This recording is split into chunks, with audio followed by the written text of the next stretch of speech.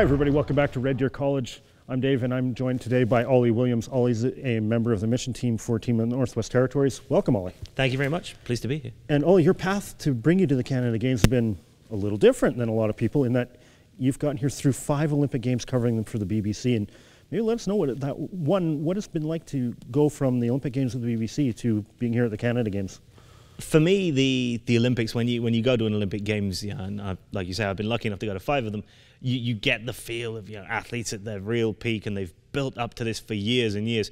The fun that I have now at the Canada Games working with Team NT is getting to see athletes having opportunities that they haven't been afforded yet. They're still on that route up to hopefully aiming toward the elite. For some athletes, this is the pinnacle of what they're going to get to do. They'll be talking about this for decades to their friends, their family, their kids eventually.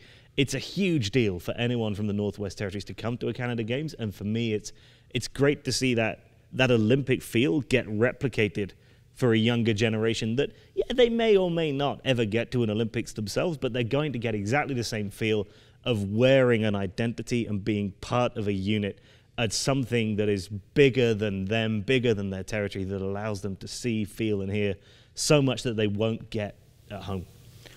And with that experience from the Olympic Games and with the experience at BBC, now you're doing media with Team Northwest Territories. And what's it like to talk to the athletes here versus the athletes that you might have, when you talked to Linford Christie or something back in the day, to talk to an athlete here at the Canada Games for Northwest Territories? How's that experience different? First of all, I'm not old enough to have ever spoken to Linford Christie back in the day. Secondly, you're absolutely right that it's so much fun to talk to our athletes here, because you often, if you go to an Olympics, athletes have had so much media training. They know exactly, what they're going to say. They know exactly what they should and shouldn't say. They have a very set headspace to be in. And we have some athletes here who are like that as well. They're on an elite pathway. They want to be very measured and very controlled in what they say. But you also have a lot of athletes here who are prepared to just put it all out there and talk as human beings and say, wow, this is crazy. This feels ridiculous right now. We have gymnasts who are performing in front of 1,000 people at the arena here in Red Deer. The music is huge. There's no space for anyone left to come into the venue to watch them. They've never had an atmosphere like that in their lives, and they're happy to come say afterwards, I was terrified. I was absolutely terrified out there. But you know what? I'm so proud of my team. I'm so proud that we got through it, and it's an experience that's going to live with me forever. And it's so cool to hear young athletes say, I've never had an experience like this before. I was so scared, but I got it together and I got through it and I had the experience. That's great. And so, Ollie, speaking about being proud, I think something you've been proud of and Team Northwest Territories has been proud of, and I think we've all been proud to see it happen, is the work that you guys have done, you leading on the media, but Bill Othmer and the whole team leading on generally on inclusion, on making sure that Team Northwest Territories is as inclusive as possible.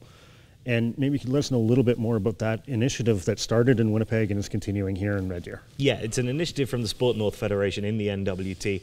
Initially, we partnered with You Can Play in 2017 for Winnipeg, the Canada Summer Games, to make sure that we had specific days of each week where the team would all be wearing a uniform, as I am right now, that indicates our support that anyone, if you can play is the motto. Absolutely anyone, regardless of how you identify, who you are, you're welcome on Team NT. And we've always been incredibly clear about that. And we're proud to be back at the Canada Winter Games with a message that sport is for everyone.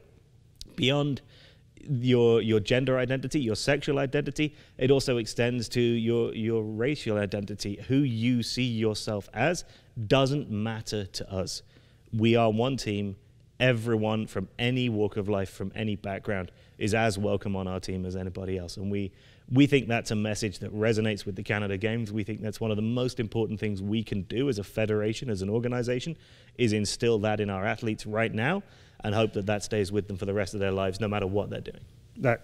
And thank you so much for that. And thanks for all the work you've been doing to lead that and to make sure the word gets out about that incredible initiative. And it's we like to talk about how the Canada Games are the most inclusive games in the world, and that's in no small measure to the leadership that you and Team NT have shown. So thank you so much for that, Ollie.